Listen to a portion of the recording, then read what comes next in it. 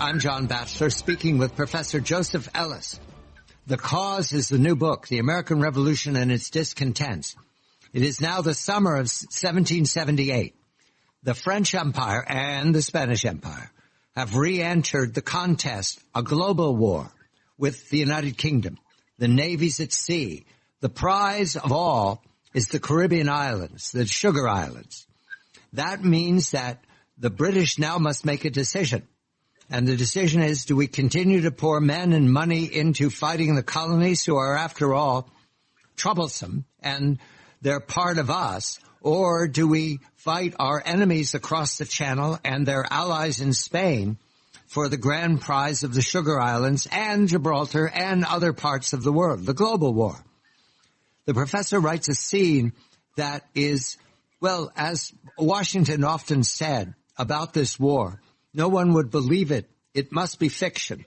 This is a moment when Lord Pitt stands to make a speech to the House of Lords saying, we must compromise. Pitt has always been against this war. Pitt was famous for winning the French and what we call the French and Indian War over the French. Stop fighting our countrymen. Make a deal. Give them independence. And then he collapses. Professor, this is a scene that tells me that George III wasn't listening to his best counselor. He collapsed and died in the House of Lords. Was there any thought now that it's time to get out, or were they too bloody-minded already? There were thoughts in certain members of the House of Commons and a few in the House of Lords, but at the very top, the two people that remained committed to trying to win the war against the Americans are George III and George Germain. Everybody else is willing to cut its losses here because, as you have indicated, the entry of the French present them with a real dilemma. How can we defend the rest of the empire? It's like the dominoes are falling the other way here. If we try to win the war against the Americans, we lose the other parts of our empire. So after that, it's difficult in retrospect to believe, to rationalize why they continue the war. But they do. And in both places, well, in the United States, when it comes to the United States, everybody thinks the war is essentially over, or it's ending, and you lose the level of commitment to the cause, especially at the local level now. People are receding to their own towns and communities. Patriotism doesn't die, but it becomes almost entirely local. And while I would argue from the beginning that the British had no way of winning the war, and they, had stepped into a quagmire, it was possible for the Americans to lose the war. And they almost did so in 79, 80, 81, but we'll talk about that. Yes, let's go to the Battle of Monmouth Courthouse, because it's evidence again that Washington wanted a battle victory. He wanted to end this on the battlefield. In fact, there's suggestions throughout your telling, Professor, and George Washington's own thoughts, that he was, the word is suicidal, but it's too strong.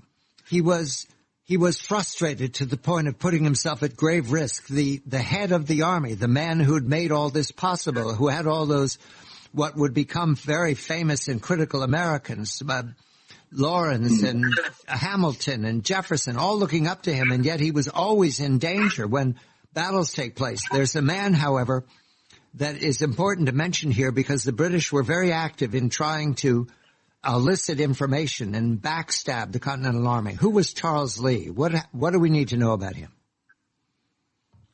Charles Lee was second in command in the Continental Army to Washington. He was the most experienced former British officer. He very well-read, spoke 5 languages, carried a copy of Thucydides into battle with him with his dogs. He had 6 dogs that would go around with him. A bit of a character, but he's captured during at this moment in what do they call Cupid's hotel. It means it's a house of prostitution, and in the British capture. And we only find out much later that during that time, he actually was a traitor. He gave secrets to the British Army about American strategy. He then comes back, however, and at the Battle of Monmouth Courthouse, Washington comes upon him leading a retreat and removes him from duty, and he's disgraced from then on. Washington, in other words, is surrounded by men who want to take his place or betray him in some fashion. And Horatio Gates, Charles Lee, there are other names to mention. I just evidenced two of them. Washington's holding together, though, was his vision of the Continental Army. And he has to, and Lafayette is with him. Lafayette's idea, another young man who wants to go off and conquer Quebec. Washington talks him out of that. However, the summer of 78 into 79, it's a stalemate. So what do the British do? They decide there's a Southern strategy. What does it look like? Southern strategy sort of is an accidental strategy that develops because of the initial success. The Southern strategy is to capture Charleston not as a basis for the American war, but as a basis for the British Navy's activity in the Caribbean. Jamaica is the crown jewel of the British Empire. All the colonies put together don't produce as much wealth as Jamaica does for Great Britain. But Cornwallis leads the army inland and has what appears to be considerable success. And so the Southern strategy becomes maybe what didn't work in the North will work more in the South. There seem to be more loyalists there, and Cornwallis becomes the new hero. They call him the British Hannibal. And he looks like he's beginning to turn the war around. And even if it doesn't defeat the cause completely, they can negotiate an end to the war in which British control of Virginia, the Carolinas, and Georgia, military control, means that the British will retain control of all that territory after the war. That's what they hope to do. The British have commanders, young commanders, who practice what we call in the 21st century a dirty war. Simcoe's one of them, Tarleton's another one, with murder and abuse of women and torture, all going on all the time.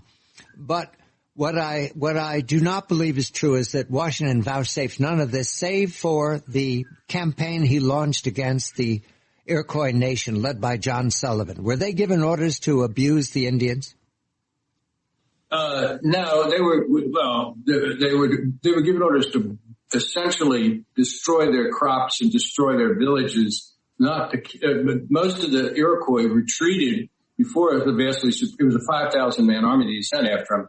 They simply retreated to Niagara. And so the number of actual Indian Native American casualties was not that high. But the entire Iroquois Confederation was essentially destroyed in the process because they lost their land. And they starved. And what we have here is a dirty war going on, at least on the American side, against the Native Americans who had signed with the British. What did the British promise the Iroquois nation? What was the negotiation that they would come in on the British side? The Iroquois had sided with the British during the French and Indian War, so it was still, they had connections between Great Britain diplomatically. I think that the British needed the Native Americans. They didn't have enough troops without Hessians and Native Americans. They sent about 40,000 steel scalping knives to New York for use by the Native Americans, and we're going to pay the Native Americans on a scalp-by-scalp basis. So they're encouraging a kind of warfare that's natural to the Native American population, but which the Americans perceive, of course, as barbaric. If you live in the Mohawk Valley or in the Wyoming Valley in Pennsylvania on the frontier, and we're talking about 500 to 1,000 people, you were probably wiped out during this time. And that's the reason Washington sends the 5,000-man task force there. The British have in their Native American allies people that we certainly empathize with them knowing what's going to happen to them down the road. But if you're an American living at that time, and you were vulnerable to them, and you were living on the frontier and you had no protection, I don't think you'd think of it the same way. Nathanael Green is successful in blunting Cornwallis's success in the South. We turn now to 1781 and the payoff. The book is The Cause, The American Revolution and Its Discontents, 1773 to 1783. Joseph Ellis is the author.